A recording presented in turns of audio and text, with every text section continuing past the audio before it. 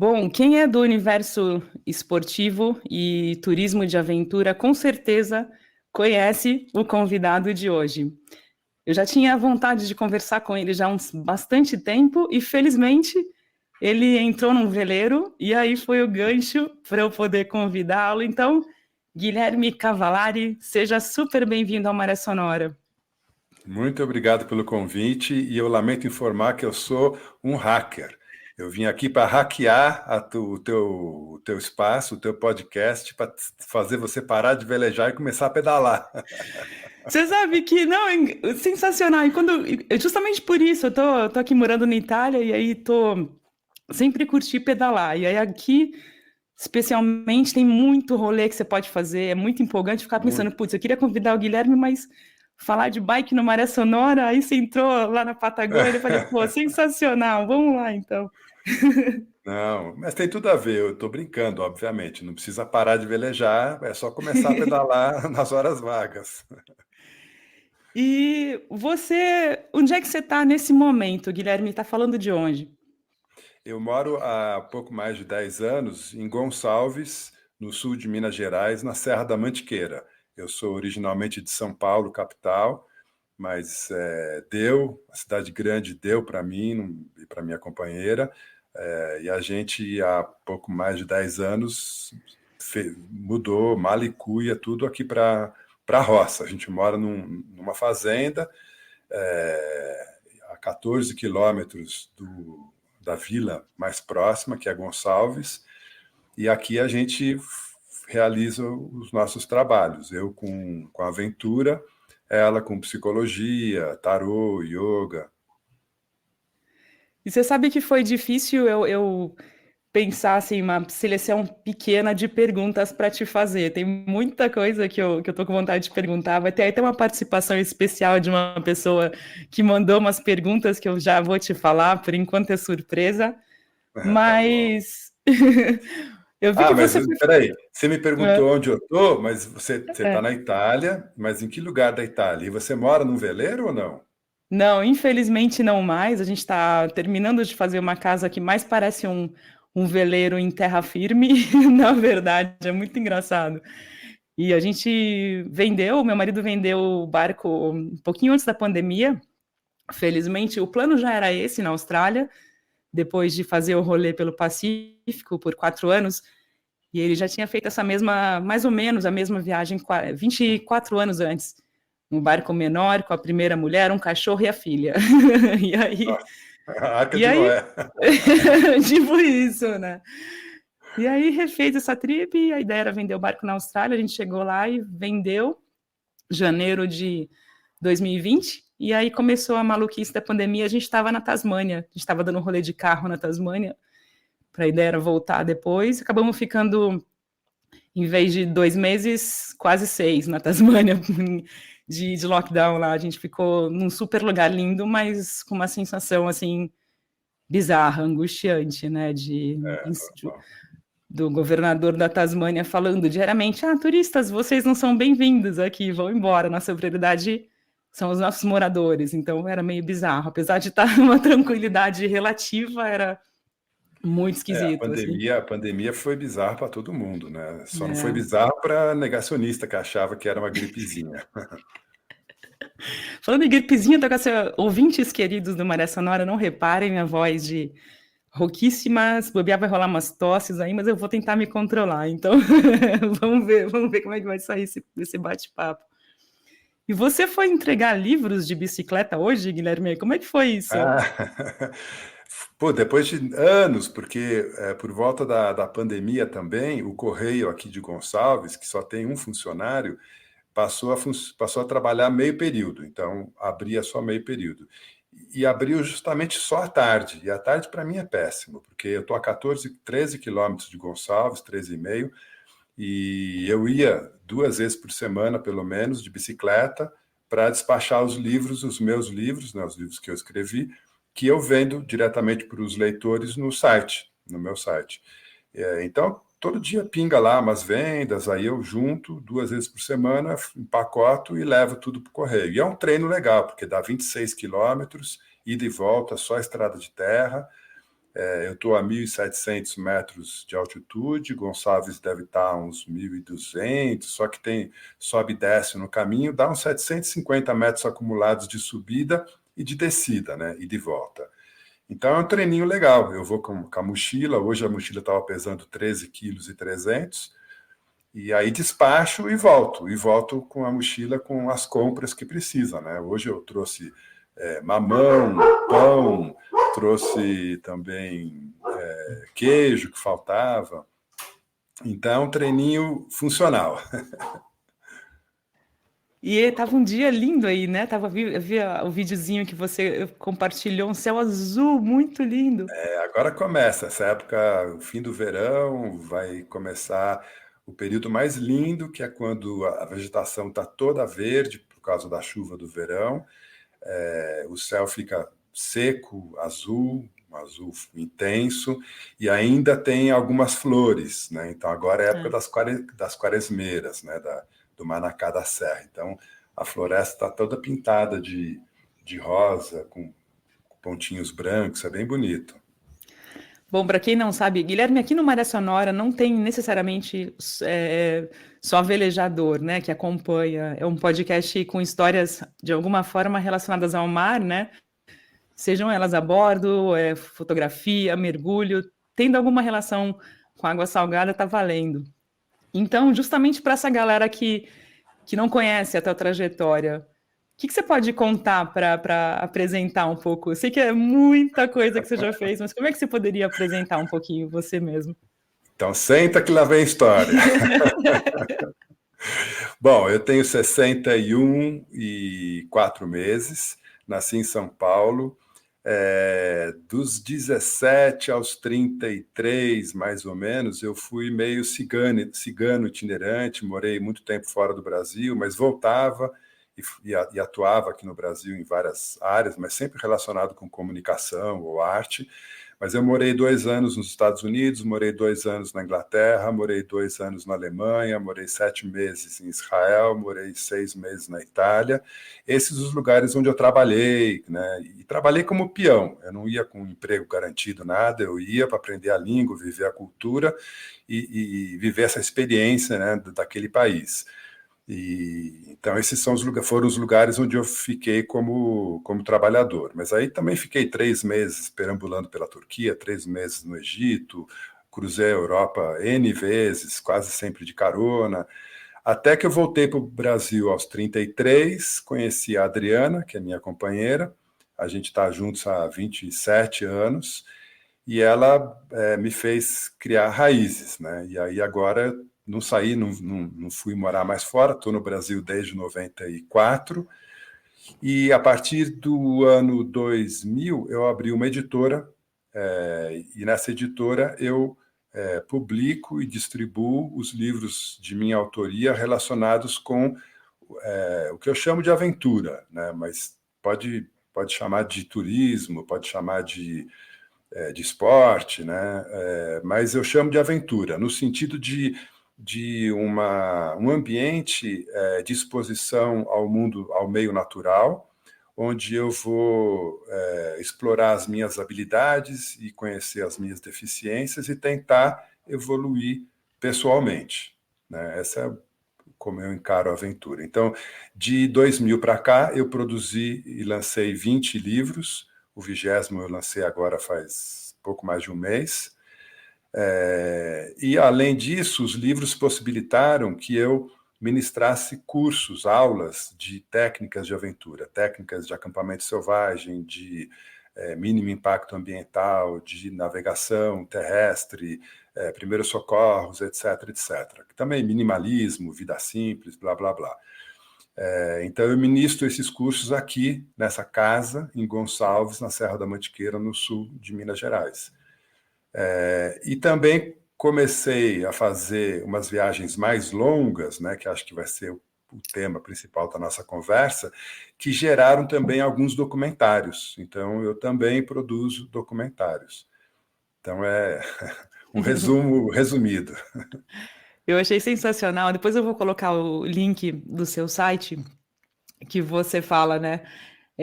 faz barba, cabelo e bigode, né? Faz tudo, entrega, escreve o livro, edita, entrega, carrega até os lugares. É muito Eu legal, falo que muito. eu passo o cafezinho e lavo o coador. E você sabe que me chamou a atenção que você já foi coveiro, é isso mesmo? Já eu fui coveiro em Israel, o tempo que eu morei em Israel, eu era peão de obra, eu fazia qualquer trabalho, né? E um dos trabalhos foi ser coveiro. Fui leão de chácara em boate, quer dizer, denunciando a minha idade. Ninguém mais chama boate de boate, nem leão de chácara, né? Então, quem é mais novo, dá um Google aí. Leão de chácara, eu te confesso que me pegou agora. Fiquei com a orelhinha em pé, assim.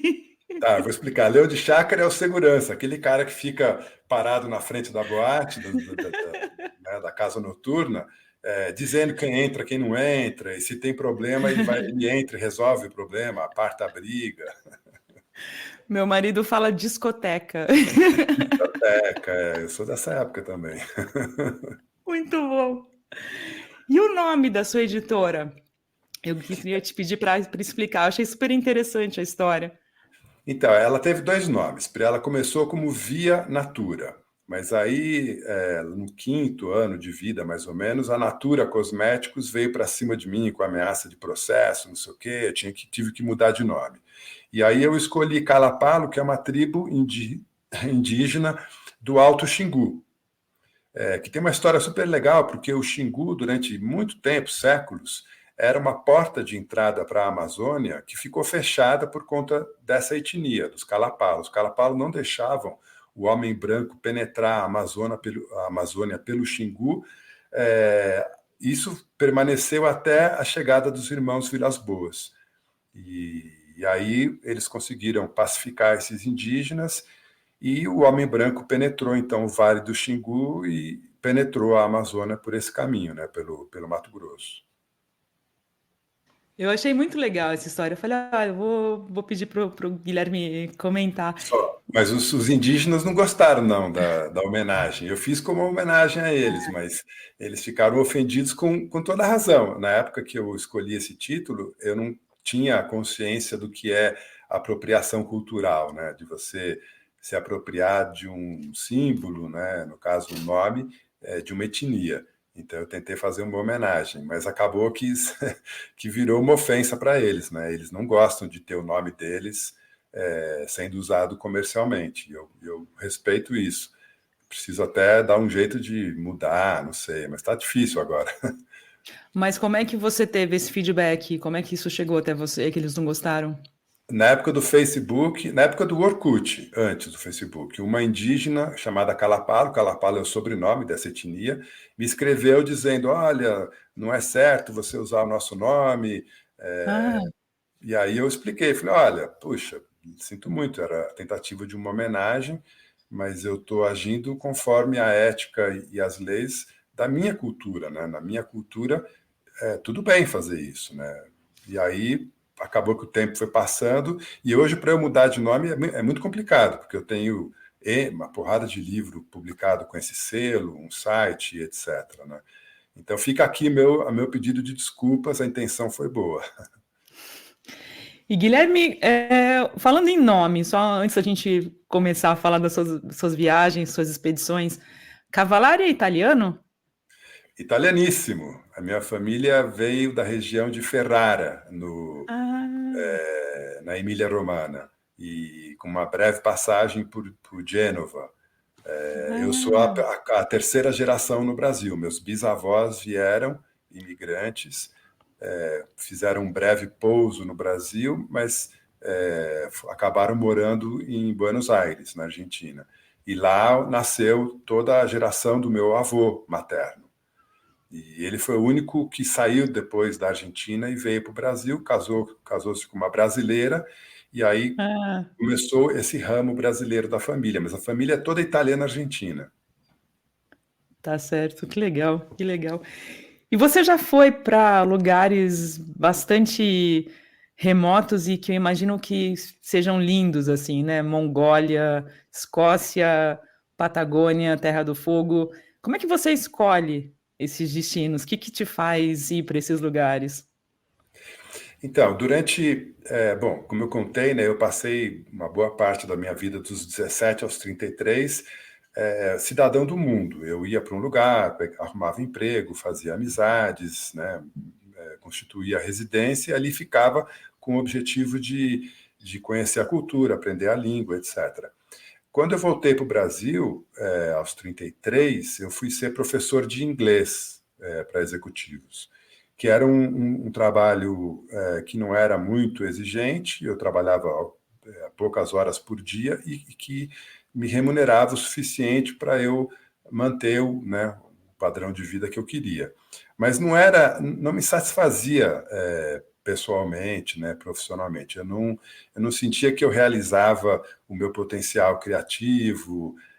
Eu sempre quis trabalhar com letras, né, com literatura. Se possível, fazer livros. Esse sempre foi meu sonho. E aí, então, eu comecei a fazer guias de trilhas, mapeamento de trilhas para mountain bike, para cicloturismo, para trekking, montanhismo leve, que era uma carência, ainda é uma carência muito grande do mercado brasileiro.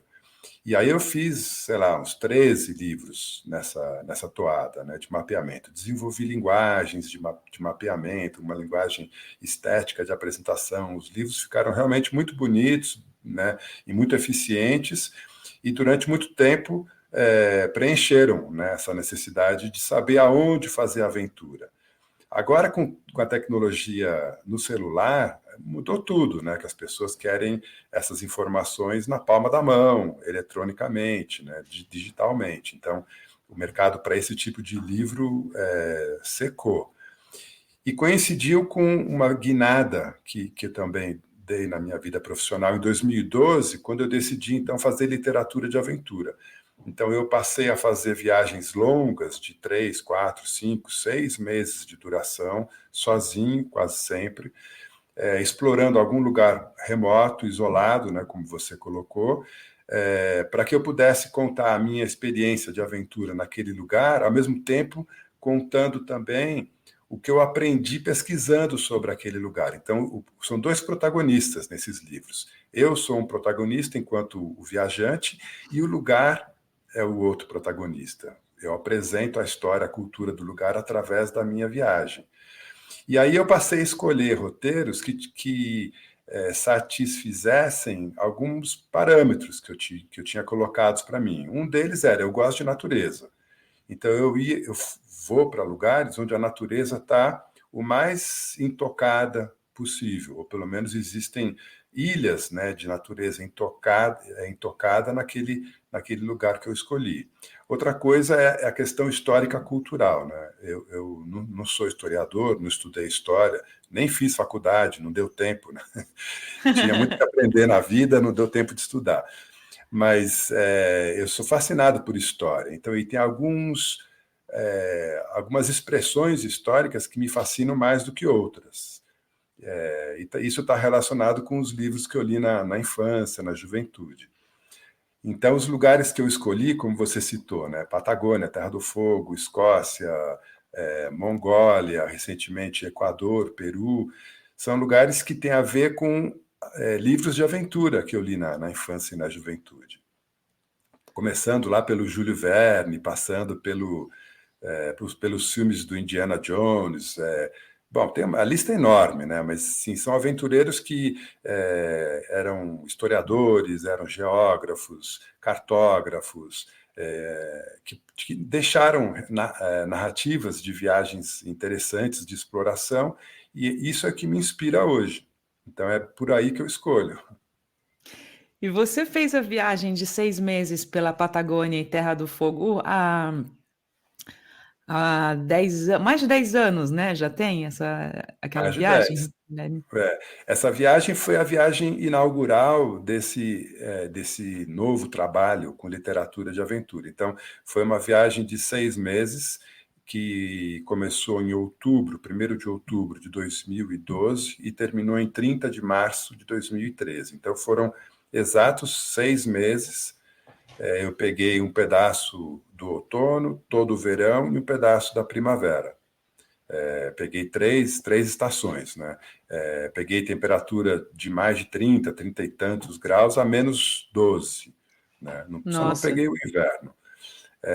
Autossuficiente, solitário, pedalei 6.000 quilômetros e mensalmente eu abandonava a bicicleta e fazia um deslocamento a pé, um deslocamento em trekking, sempre sozinho.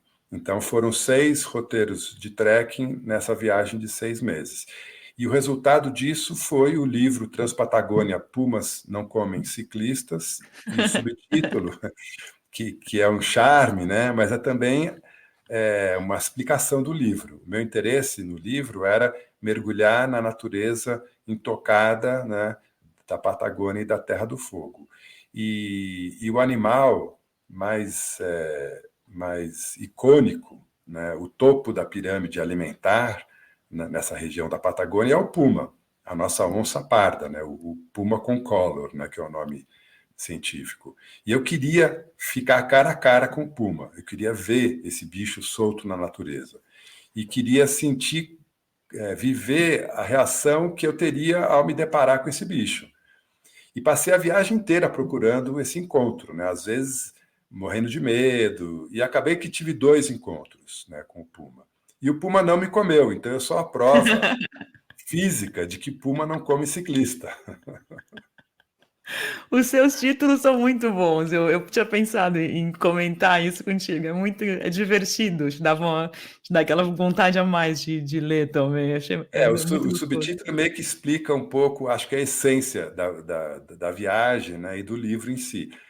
Então, Transpatagônia, Pumas Não Comem Ciclistas, por conta desse meu desejo, né, de me expor à natureza, o mais selvagem possível, e o puma como o representante máximo disso, né?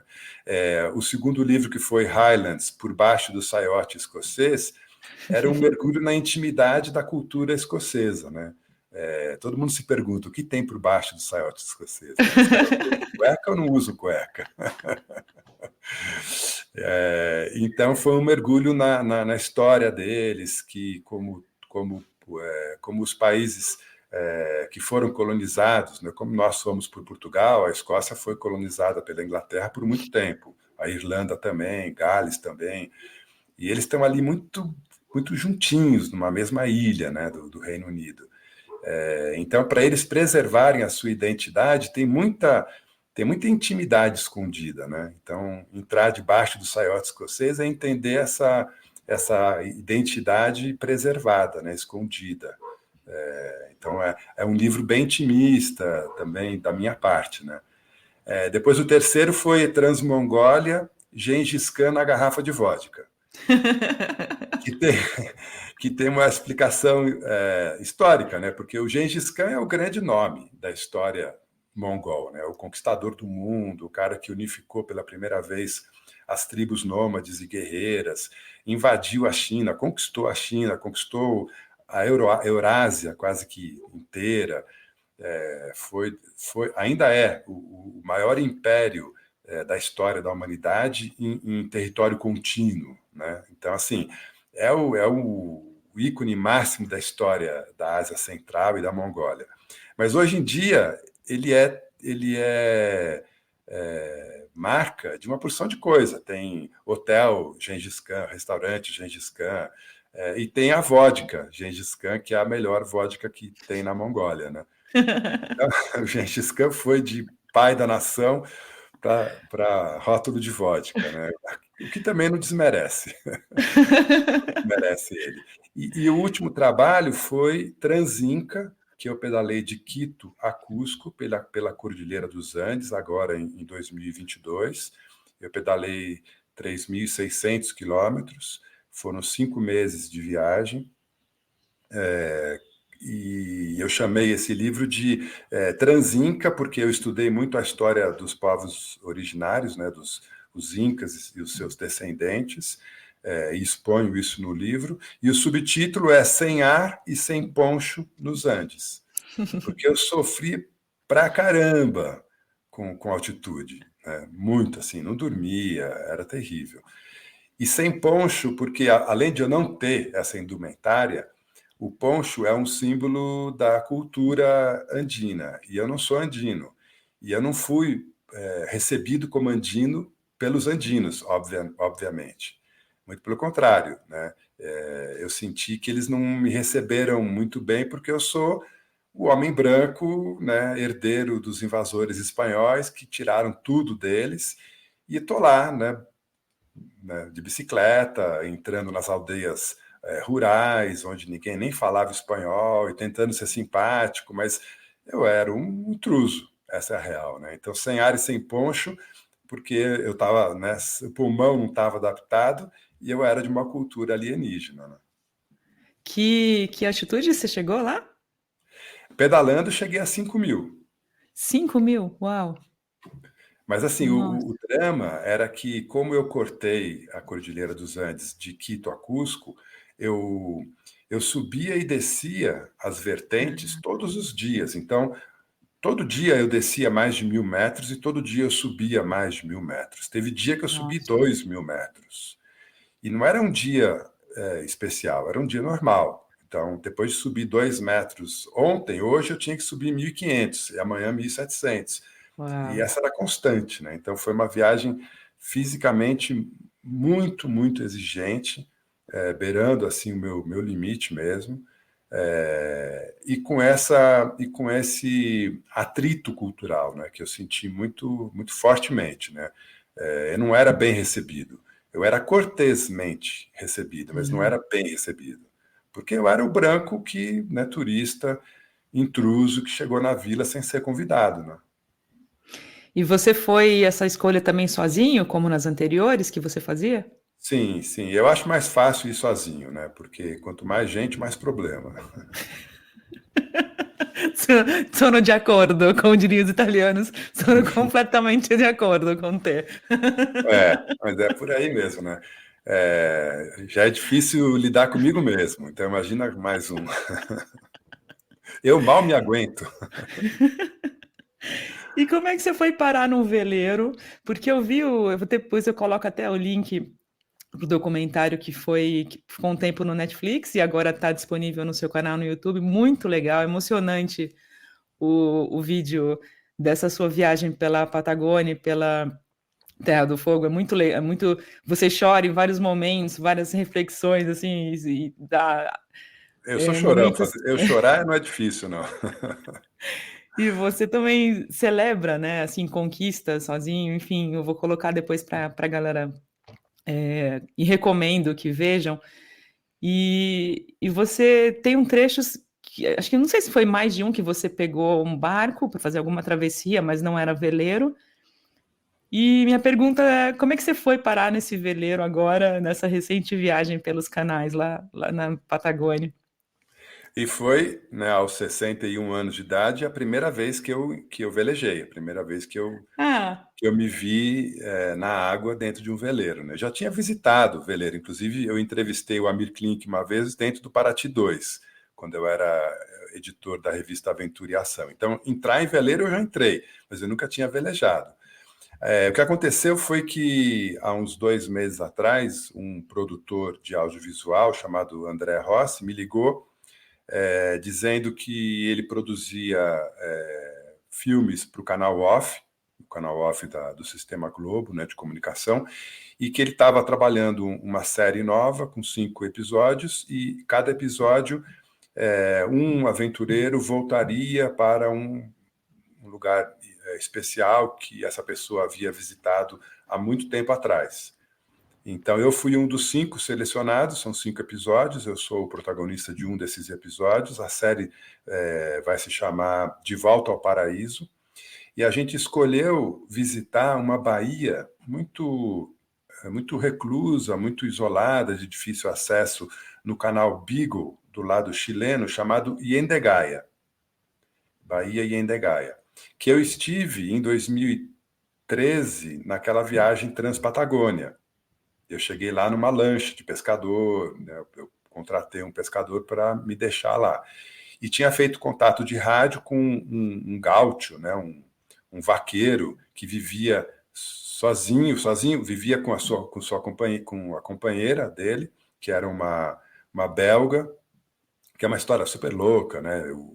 É uma belga que chegou de veleiro com o marido belga, morava no veleiro há anos e anos, aí conheceu esse vaqueiro, um cara da terra, né, que laça e doma cavalo, não sei o quê, se apaixona pelo vaqueiro, abandona o marido belga e passa a morar com esse vaqueiro nessa fazenda.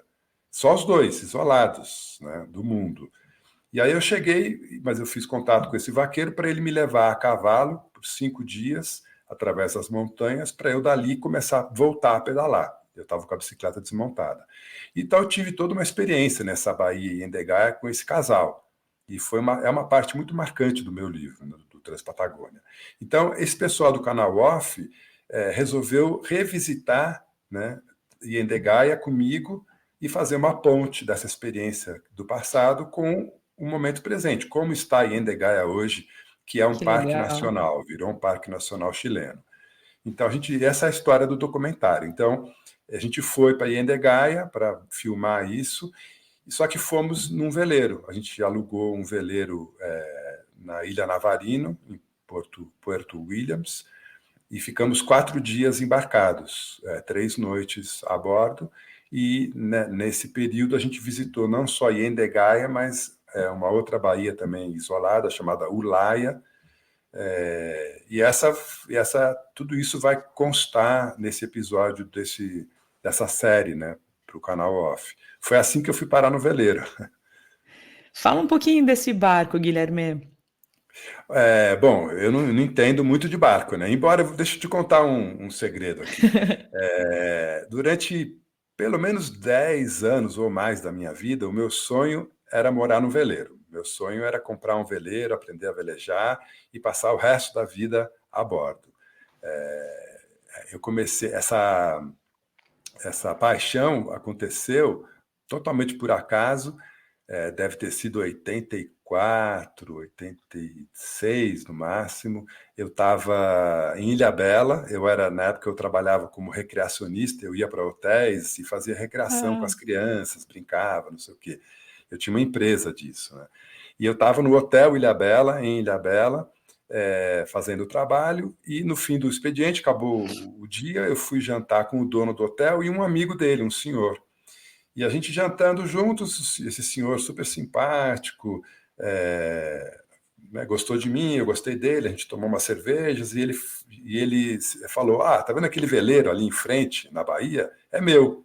Esse cara chama-se Paulo Vilares, é o dono da empresa, da indústria Vilares. E o veleiro chama-se Alforria, é um veleiro famoso aí no meio da vela. E aí eu fui conhecer o barco dele, né? Ele falou: vem conhecer, eu fui conhecer, não sei o quê. E fiquei louco. Falei: nossa, é isso que eu quero para minha vida. Eu quero viver num veleiro, quero, né, rodar o mundo. Já tinha morado fora, queria voltar a morar fora. E falei: o veleiro vai ser o meu veículo. Só que um cara sem um centavo no bolso, para chegar até ter um veleiro né, funcional que permita você viver e dar a volta ao mundo, é uma viagem, né, financeira. Mas aí eu comecei a trabalhar, juntar dinheiro, fui para a Europa, juntei dinheiro com isso na mente, né? Até que chegou uma hora olha, que a vida me levou para outro lado e o sonho do veleiro foi substituído por outros.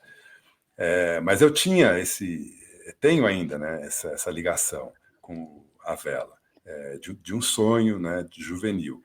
Esse veleiro que a gente alugou, ele era um veleiro de 38 pés de casco de aço. Eu nunca tinha velejado antes, então eu não sei a diferença, né, na navegação de um veleiro de casco leve, fibra de vidro ou alumínio, sei lá. Mas eu sentia que era um barco pesadão, que era um barco que ele se arrastava, eu uhum. sentia isso, né? A velocidade máxima dele era 6 nós. O dono do capitão disse que com 7 nós parecia que o negócio ia desmontar, tremia tudo. Tinha um mastro só, central, dentro tinha uma cabine dividida em 2 camas grandes, que daria até para 2 casais apertadinho, com muito amor. E no caminho tinha 5 caminhas, tinha 3 sofazinhos e 2 Aham. caminhas tipo beliche que dobra, né? Então, a lotação do barco era 8 pessoas e nós éramos em 5 a bordo. O que mais que eu posso te dizer? Eu achei muito bonito dentro, de madeira, tudo assim, tudo arrumadinho, cheio de compartimentos secretos. Você apertava um negocinho, aparecia um buraquinho que cabia alguma coisa. Achei tudo isso bem divertido. Lembra muito a bicicleta. A bicicleta é assim, para conseguir fazer essas viagens de meses e meses, como eu faço, levando poucas coisas, tudo tem que estar no seu devido lugar. Dentro de bolsinhos, dentro de zíper, dentro de, né, lugares protegidos, blá, blá, blá. E o veleiro me lembrou isso, né, que exige minimalismo. A bicicleta é muito mais minimalista nesse sentido, mas tem que ter uma dinâmica de organização também, de desapego. Eu acho que eu conseguiria morar no veleiro, mas tem uma coisa que eu não gostei, uma coisa que me pegou Qual é? forte, que é a falta de atividade física. Eu sou um cara Ah, muito ativo, eu tenho muita energia para queimar. E os 4 dias que eu fiquei no veleiro, embora eu tenha remado um pouco, a gente levou um caiaque, mas eu remei tipo meia hora, 40 minutos, que para mim não conta, né? Aí eu fiquei pensando, puxa, mas se eu morasse no veleiro, como é que eu ia fazer para ter atividade física? Eu ia ter que frequentar uma academia? Não faz sentido, né? Eu fiquei pensando, falei, pô, não sei, talvez nadar no mar, sei lá. tá me ouvindo, Guilherme? Tô Você ouvindo, tô sabe ouvindo. que eu preciso fazer um parênteses aí e voltar um pouquinho na tua fala. Você não vai acreditar, mas o Vilares, a família Vilares, eu morei em Manaus 10 anos, né? Eu me formei em jornalismo, fui para Manaus. E numa dessas mudanças de trabalho, eu fui para uma ONG chamada Fundação Amazônia Sustentável. E tinha um Vilares, Luiz Vilares, que veleja. E justamente acho que ele é o É um dos filho, filhos. é um É um dos dos filhos. filhos.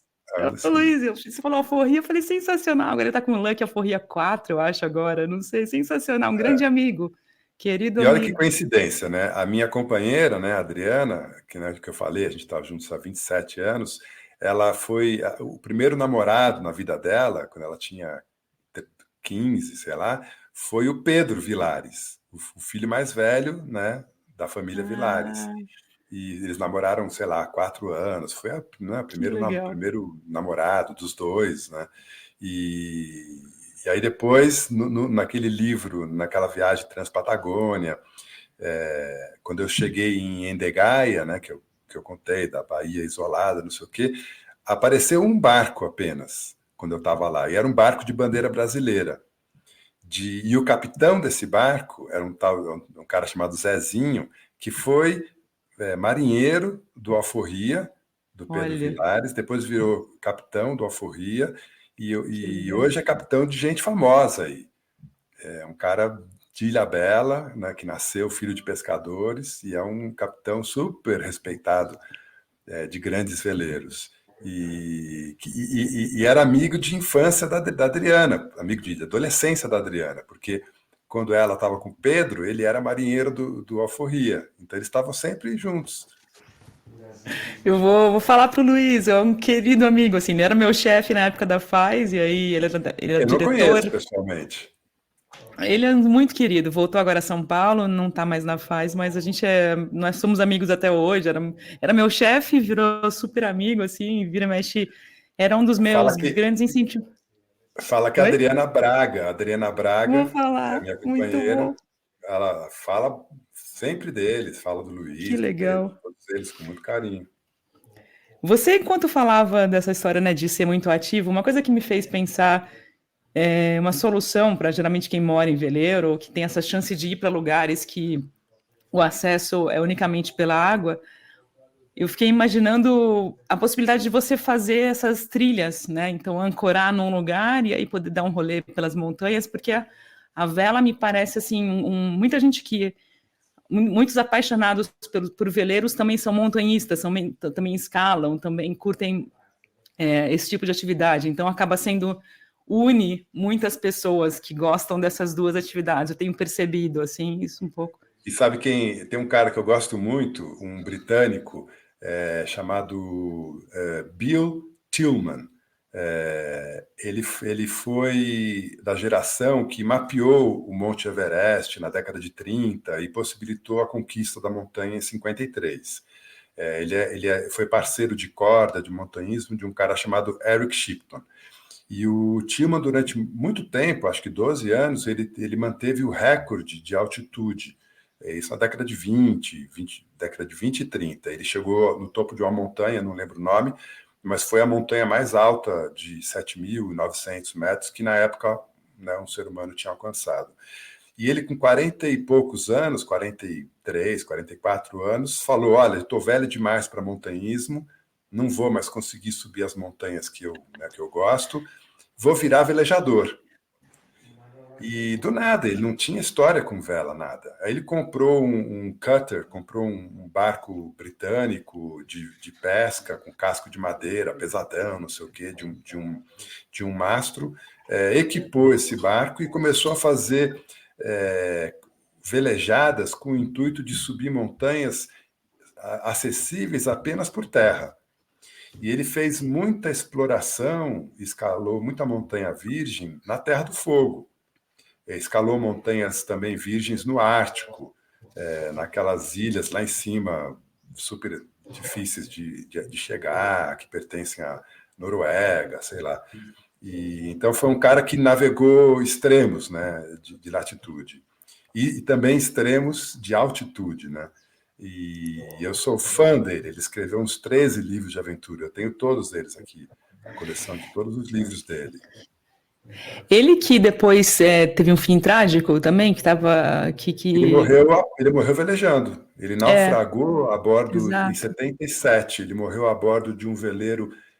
Putz, eu não vou lembrar, mas é uma história famosa de um velejador bem conhecido que estava indo para a Antártica para fazer uma expedição importante na Antártica em 77. E morreu, sumiu, o barco sumiu, ninguém sabe. Não acharam, exato. O Jerome Ponset me Tillman. falou. Ah, olha só. E o que você... Uma pergunta assim, né, que acho que você começou a responder um pouquinho atrás. O que as suas experiências de bike, como é que elas te ajudaram nessa trip de veleiro agora?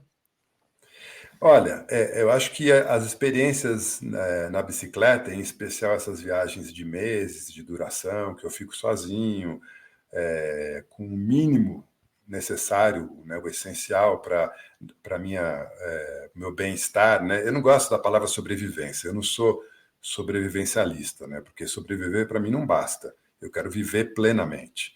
E a bicicleta, embora limite o número de artigos, né, de coisas que eu posso levar, me permite que eu viva plenamente, né? Então não tem sofrência.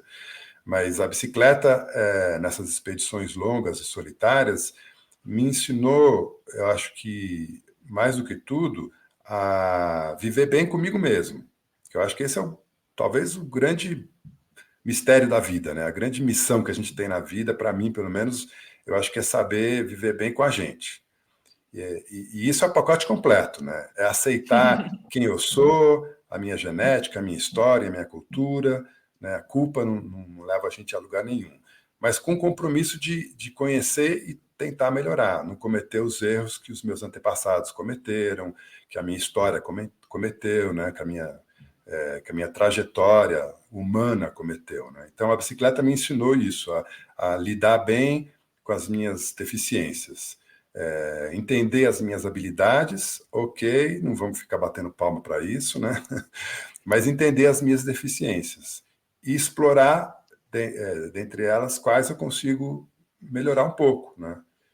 E isso tem muito a ver com a comunidade. Então, eu acho que hoje eu conseguiria algo que seria impossível há 30, 40 anos atrás, que é ficar fechado num ambiente pequeno, como um veleiro, com 4 estranhos, e não matar os 4. Então, eu aprendi a lidar, né, com as minhas deficiências e aprendi a aceitar as deficiências alheias também. A bicicleta me ensinou isso. Essa experiência da bicicleta. Podia ser outra coisa, eu podia aprender isso velejando, eu podia aprender isso escalando, eu podia aprender isso estudando psicologia, né? Se eu fosse um cara mais cerebral e menos físico. Mas eu acho que essa é a grande jornada, né? Para quem está interessado na aventura de viver. É a gente mergulhar na gente mesmo, entender quem a gente é e o caminho que levou a isso, e entender que está todo mundo no mesmo barco. E aí a gente vai começar a se aceitar mais os outros. É o caminho para acabar com as guerras, com os conflitos, né? Com tudo que tem de terrível no mundo, né? Na sua trip de bike nessa da Transpatagônia, é, você comia muito miojo? Você fala que você comia miojo pra caramba, uma polentinha lá com atum enlatado, queijinho, que era o prato gourmet. Deixou de ser vegetariano. Não sei se você retornou a ser vegetariano, mas voltou a comer carne. E nessa trip de veleiro, rolava uns banquetes? Como é que era a comida a bordo, Guilherme? Super, eu esperava que fosse miojo todo dia, mas que nada. Os caras tinham, como o mar ali da Terra do Fogo, né, o Canal Beagle, é um mar frio, né, a temperatura da água está em torno de 6, 7 graus. Qualquer coisa que era armazenada no fundo, né, ficava fresquinho. Então eles tinham verduras, frutas, não faltou fruta e verdura. Foram 4 dias apenas, né? Mas assim, a gente comeu super bem. Um dos tripulantes, que era um chileno, o José, a função dele era cozinhar. Então ele fazia pratos bem criativos, bem simples e criativos. Um dia ele fez um taco, né, mexicano, com aquele pão pita, aquele pão árabe, né, fininho, Fininho. É. e ele deu uma tostada naquilo, depois ele botou no forno uma porção de vegetais, Que delícia. berinjela, pimentão, cebola, não sei o quê.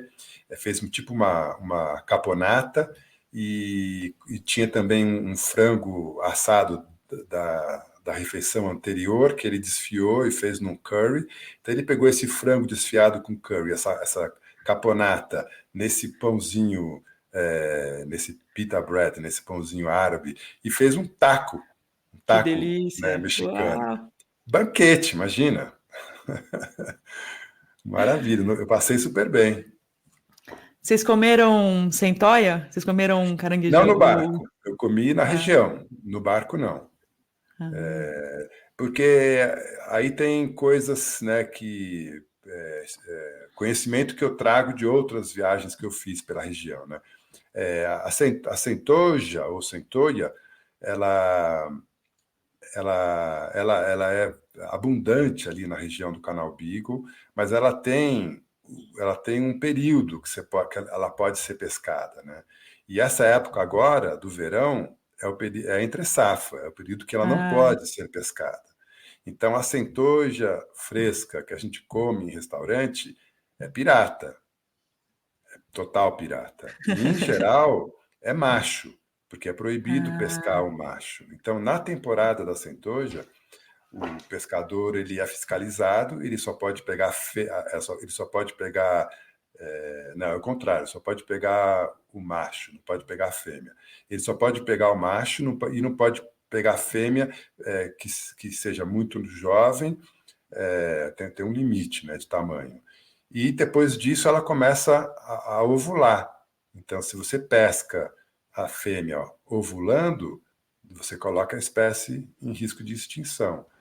Mas os restaurantes ali de Ushuaia, etc., eles estão meio que à margem dessa fiscalização, né? Eles conseguem comprar no mercado negro. ah. E a centoja já chega de chavada, já chega fora da casca. Então não dá para saber Aham. se é macho, se é fêmea, o tamanho, a idade, blá, blá, blá. Então, comer centoja tem que ter um pouco de uma certa ética. E Guilherme, no comecinho do nosso bate-papo eu falei de uma surpresa, né? De uma pessoa que você conhece bem que eu falei, vou perguntar para se ele tem umas ideias do que falar contigo, se ele quer mandar algumas perguntas. E Tomás Brandolin, um querido, Opa! já passou aqui pelo podcast, contou muita coisa legal. E ele me mandou umas perguntas que eu estou aqui para te fazer agora. Que E a legal, primeira. uma honra ser entrevistado pelo Tomás via você. Bom, ele foi. A primeira é o seguinte: como é que você está vendo o interesse ou o desinteresse? A voz sumindo.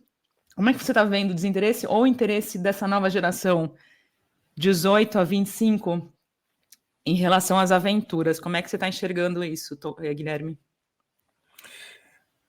A verdade é que eu não tenho muita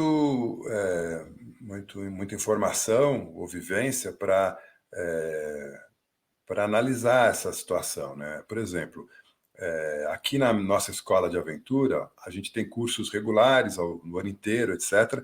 E eu não recebo, não porque eu não queira, mas simplesmente não tem procura. Eu não recebo gente dessa faixa etária de 18 a 20, 25.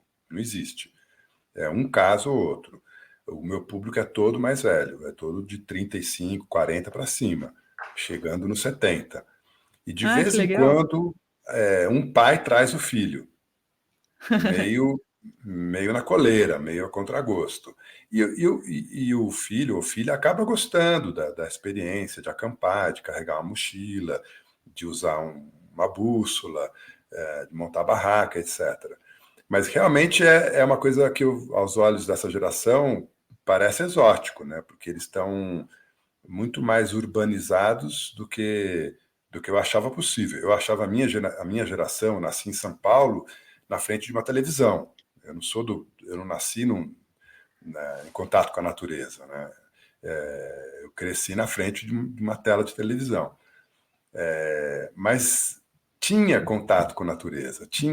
A minha mãe levava a gente para acampar quando eu era pequenininho. Fazia parte da cultura familiar. E eu acho que isso já não é parte da cultura de famílias, de modo geral, né, no Brasil. E isso é tudo muito peculiar, muda de país para país. Eu acho que a aventura está em alta nos Estados Unidos, está em alta na Europa, sempre esteve em alta, por exemplo, no Japão. São lugares que têm essa cultura da aventura, de subir montanha, de caminhar na trilha, etc. Tem isso, né, bastante forte por gerações e gerações. A gente não tem, né? Não é uma coisa histórica para a gente. Mas eu acho que essa geração não é o desinteresse, é um resultado de uma falta de apresentação. Isso não está sendo apresentado para eles. Porque se for apresentado, eu acho que eles vão aderir até com mais empenho, mais vontade do que a minha geração aderiu.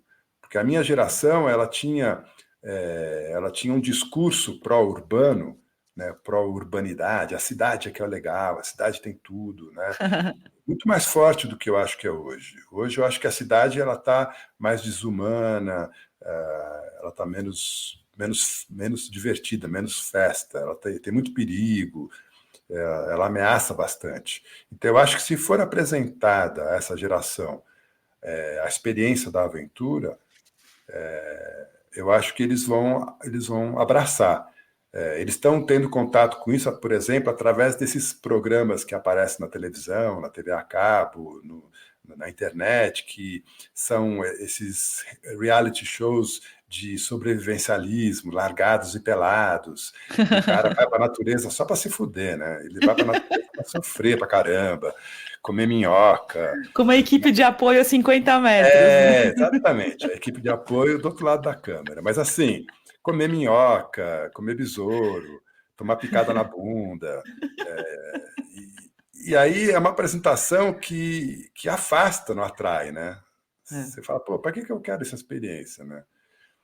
Não mostra o lado divertido, legal, construtivo e essencialmente calmo, né? Assim como o mar, né? A mata, o rio, tem uma calma, um silêncio que centra a gente, né? Eu digo sempre que é o retorno à nossa natureza interior. A gente tem 1 milhão de anos de história vivendo em contato íntimo com a natureza. E tem 2.000 anos de história vivendo em aglomeração humana e 400 anos de história vivendo na urbanidade, né? Então, quer dizer, a gente não está geneticamente adaptado à urbanidade, a gente está geneticamente adaptado a correr pelado, descalço atrás de gazela, matar e comer a gazela, né? A nossa genética é essa, não deu tempo de mudar. Então, a nossa natureza, né, profunda é essa, é da natureza. Então, quando a gente volta para a natureza, reconecta algumas coisas. Eu canso de ouvir aluno meu dizendo: olha, pô, dormi bem, como eu não durmo na minha casa, porque não tem barulho de trânsito, porque não tem eletrônico ligado. E os alunos que eu levo para fazer expedições de 2, 3 semanas pela Patagônia, eles voltam transformados, literalmente transformados, né? Porque passa 2 semanas vivendo com o conteúdo de uma mochila ou de uma bicicleta e não falta nada. Não falta nada, né? Então o cara volta realmente se questionando: eu preciso de tudo, aquele monte de coisa que eu tenho, ou eu conseguiria viver com muito menos, né? Então eu acho que teria que apresentar para essa geração a natureza de uma forma didática e lúdica e tranquila, e não através desses reality shows de desespero, né? Uma coisa que eu tenho pensado muito, Guilherme, também, essa facilidade que a gente tem de ver fotografias o tempo inteiro, destinos, né? Ao mesmo tempo que isso encanta, banaliza também um pouco. Você sente isso também? Sinto, e sinto que frustra, porque a gente fica vendo imagem tratada, imagem que passou pelo Photoshop, por filtro. Então, o verde é um verde fluorescente que não existe na natureza. O céu é sempre azul, né, cobalto, sem nuvem. A água, né, cristalina. Aí chega na natureza, está nublado, faz frio. Não tem picada de mosquito nas fotos do Instagram, né? Então frustra, né? Frustra, porque o cara fala, pô, mas a realidade não é tão atraente, não é esteticamente tão, né, resolvida. Então é o mundo virtual. Quando a gente mergulha no mundo virtual, a gente se afasta totalmente do mundo natural, dentro e fora da gente, né? Então, essa é uma síndrome que a gente está descobrindo agora, é tudo novidade. Mas daqui a algumas décadas, a gente já vai ter mais conhecimento para entender quais são as síndromes, as patologias físicas e psíquicas e espirituais que estão sendo geradas agora, através dessa super realidade, dessa falta de realidade, né, desse mundo virtual. Eu vou abrir mais um parênteses aqui no nosso bate-papo. Ricardo Feres, com um livro lindíssimo dele, As Mais Belas Trilhas da Patagônia, livro fotográfico também, tem um material muito lindo, ele mandou aqui, chegou aqui na Itália de presente uma vez, e também é uma ótima referência para essas viagens lindas que inspiram, né? Na verdade, você vê aquelas imagens lá, dá muita vontade de conhecer com os próprios olhos. Ricardo, um abraço para você. Vou fazer E a mais um. Patagônia, para nós brasileiros, a Patagônia está aqui do lado, dá para ir de ônibus. Então, assim, não tem por que não conhecer. Boa, boa, Guilherme. E mais uma pergunta do Tomás, então, Guilherme. Qual canto da Patagônia que você mais gosta, que você escolheria para morar, por exemplo? Essa é uma pergunta difícil, bem difícil, porque o que acontece com a Patagônia, e isso não é uma avaliação minha, né? Quase uma avaliação unânime, né? Durante a Guerra Fria, especialmente na década de 60, quando o mundo estava, né, às portas de uma hecatombe nuclear, aquela história da crise dos mísseis em Cuba, lembra, né? Quem conhece um pouco de história. Então, nessa época, na década de 60, fizeram um levantamento, assim, se tivesse uma guerra nuclear, né, a Terceira Guerra Mundial, uma devastação nuclear, que pedaços do planeta permaneceriam habitáveis? E a Patagônia ficou no topo da lista. A Patagônia seria um dos únicos lugares do planeta, fora a Antártica, que não seria afetada. Porque, né, a guerra atômica aconteceria primordialmente no hemisfério norte, Então, seria uma guerra, né, naquela época da União Soviética versus os Estados Unidos. Então, os Estados Unidos enviaria mísseis para todo o bloco soviético e os soviéticos para toda a Europa, Estados Unidos e Japão. Então, todo esse norte, do hemisfério norte, seria devastado. E as ondas radioativas, né, e algumas cidades do sul também, tipo São Paulo, talvez fosse bombardeado, Buenos Aires, etc. Se fosse uma guerra assim, né, de 100 sobreviventes. Mas a Patagônia não seria quase afetada, porque ela está longe de tudo. E outra coisa, né, na caminhada do ser humano, quando o ser humano saiu da África, né, originalmente nós viemos da África, e saímos, né, migrando pelo mundo, e passamos ali pelo Estreito de Bering para as Américas, teve migração por mar também, isso já foi provado hoje, etc. Mas o último lugar do planeta que o ser humano, enquanto espécie, botou os pés foi a Patagônia. Isso é o fim da linha da grande caminhada humana, né? Da África pela Ásia, América e até a Patagônia. Então, por isso é um lugar que tem pouca população humana, ainda tem vastas áreas pristinas, intocadas, que não tem nenhum resquício, não tem uma pegada humana. Vai ter, obviamente, microplástico no mar, porque está no planeta inteiro, vai ter algum resquício de poluição atmosférica que pousa na Terra, né? Isso aí, a Antártica já está poluída, né? Por resquícios atmosféricos que pousam lá. Então, a Patagônia não está livre. Mas ainda é um lugar virginal, ainda é um lugar de natureza virgem, como pouquíssimos, raríssimos do planeta. E isso me atrai muito. Na história, né, da nossa trajetória humana, a Patagônia e a Terra do Fogo, em especial, foi um lugar também onde o homem moderno, né, o homem do começo do século XX, encontrou o homem das cavernas, o homem da Idade da Pedra. Os indígenas endêmicos ali da Terra do Fogo viviam a experiência da Idade da Pedra quando os primeiros colonos chegaram em 1900 e pouquinho. E eles conviveram juntos por um tempo, até o branco exterminar os indígenas, né? Então, é um lugar muito especial. E isso me fascina. Quando eu vou para lá, eu tenho essa sensação de que eu estou pisando um lugar que talvez ninguém tenha pisado. Ou se alguém pisou antes de mim, foram pouquíssimas pessoas. Isso me fascina muito. Então, eu tenho uma dúzia de lugares na Patagônia, na Terra do Fogo, que eu escolheria para, não diria para morar indefinidamente, mas para passar uma experiência, sabe, viver um ano, né?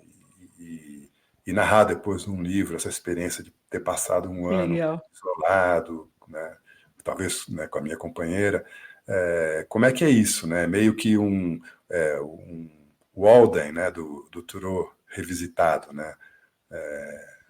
Para esse canto do mundo.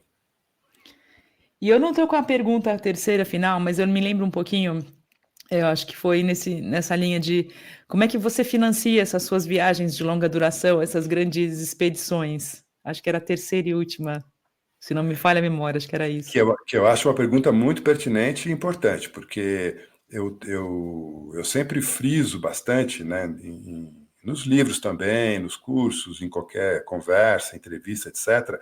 Eu tento sempre deixar claro que as escolhas que eu fiz, que me levaram hoje a ser um aventureiro profissional, um autor e editor de livros, né, um instrutor numa escola de aventura, e que pode viver como eu vivo, numa fazenda, na Serra da Mantiqueira, num lugar super preservado. Hoje eu passei a manhã inteira pedalando para levar meus livros até os correios. Estou descalço, eu fico descalço o tempo todo, botei uma camisa de botão e golinha para conversar com você, mas em geral eu estou sem camisa ou de camiseta e suja, porque fica dias e dias sem trocar. Então, esse tipo de liberdade, né, de almoçar todos os dias e jantar todos os dias com a minha companheira, aquela comidinha que ela cozinha, né, para a gente com todo carinho, e eu posso ir para qualquer lugar do mundo que eu quiser com os meus recursos. isso tudo, é legal explicar como isso se dá, né, materialmente, como isso se dá financeiramente.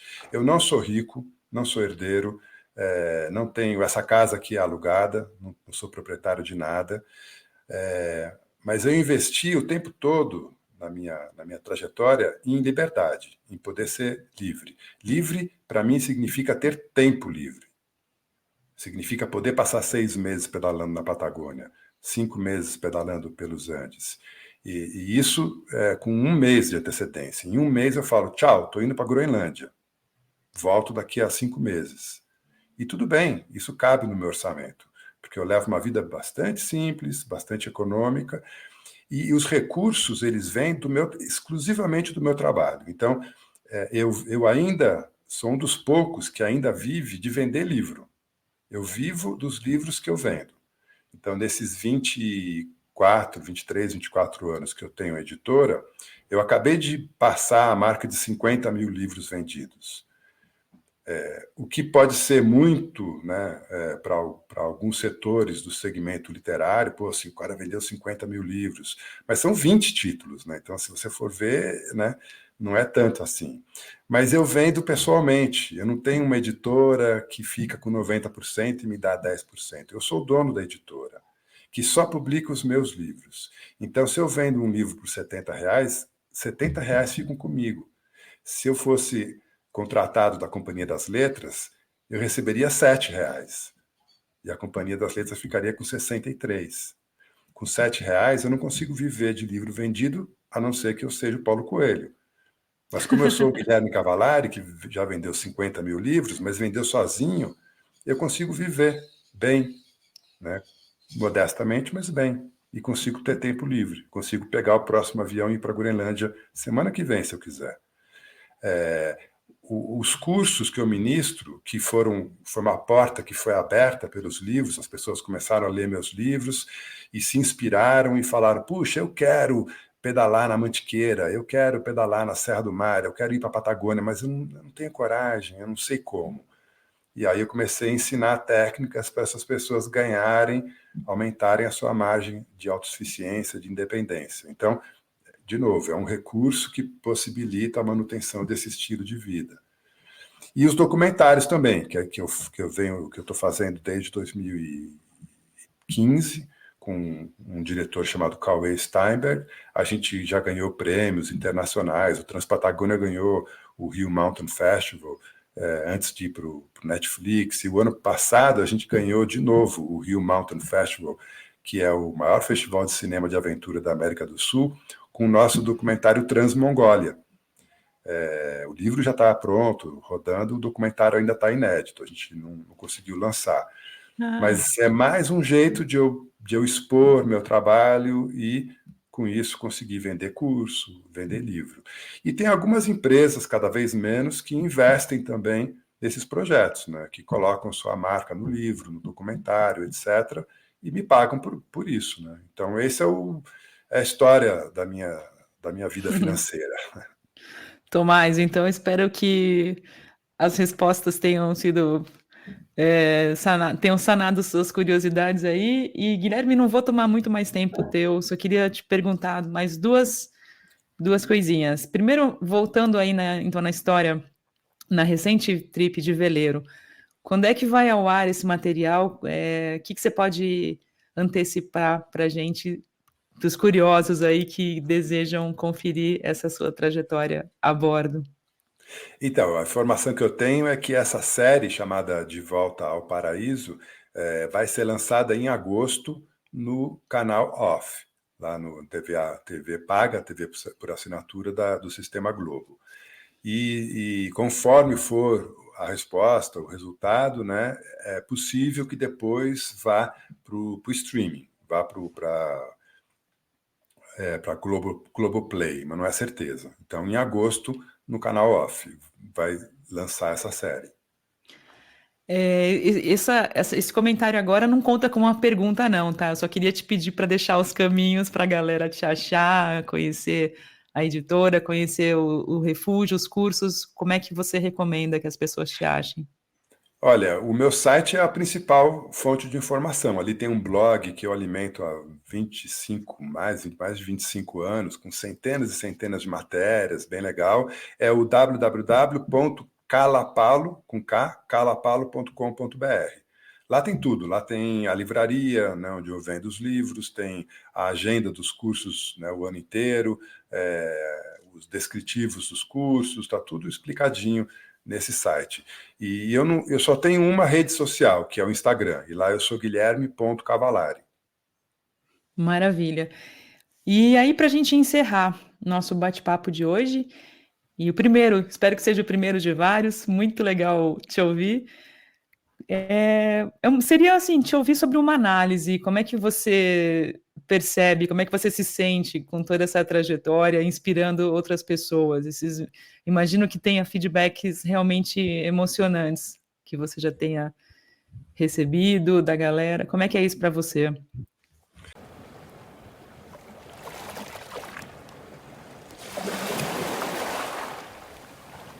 Muito obrigada a você que chegou até aqui e conferiu esse episódio do canal. Eu sigo aqui com essa voz anasalada, resfriada, com uma tosse que não me deixa, mas o recado é rápido e importante. Quem quiser conferir esse bate-papo até o final, pode fazer uma contribuição pontual através da chave Pix, podcastmariasonora@gmail.com. No site www.podcastmariasonora.com você confere todas as formas de participar. Lá na seção Apoie, vai ver que tem essa opção Pix ou então ser um assinante do canal. E a vantagem de ser um assinante é que você vai poder conferir todos os podcasts completos. E além disso, ouvir os próximos um dia antes. Isso mesmo, desfrutar o seu sábado com um episódio inédito, antecipadamente. Eu fico aqui agora, vou tomar o meu xarope, ver se eu melhoro um pouco, e a gente se vê no próximo episódio. Como sempre, eu desejo a todos vocês ótimos ventos.